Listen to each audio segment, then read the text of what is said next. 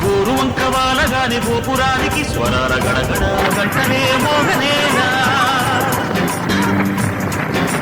గోపబాలుడొచ్చినాక గోకులానికి పెదాల గిలగిల పువ్వులే పుట్టలేదా బాలకృష్ణుడొచ్చినప్పుడే వయ్యారి నందనాలు నాట్యమాడగా వానసుని చూసినప్పుడే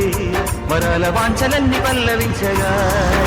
నందుడింత చిందులేసే అందమైన బాలుడే తనవాడై గోరు వంక వాలగానే గోపురానికి స్వరాల గడగడ గంటనే మోగనేనా